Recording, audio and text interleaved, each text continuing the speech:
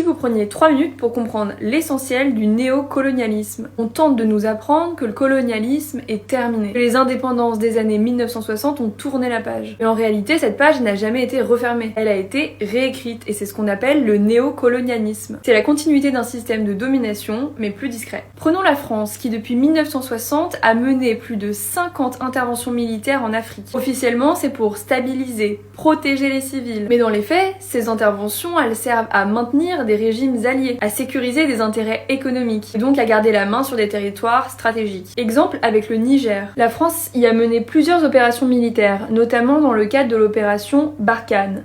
Pourquoi ? Parce que le Niger est l'un des principaux fournisseurs d'uranium pour les centrales françaises. Et pourtant, la population nigérienne n'y voit quasiment aucun bénéfice. Le pays reste l'un des plus pauvres du monde pendant que le nucléaire français tourne à plein régime. Autre exemple avec le Gabon. En 1964, la France intervient pour rétablir le président Léon Mba, renversé par un coup d'État.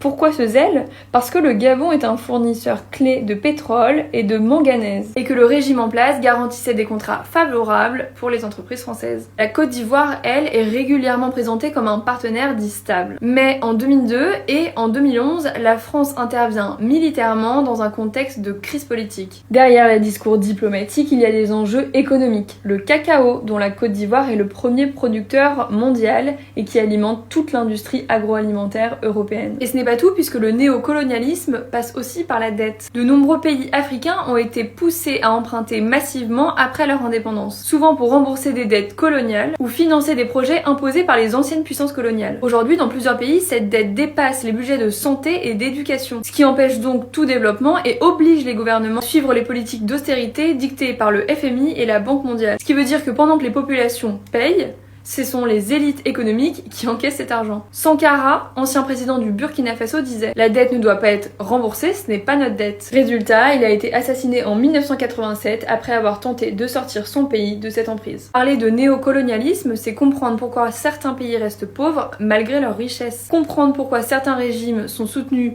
malgré leurs abus, et pourquoi les rapports nord-sud sont profondément inégalitaires.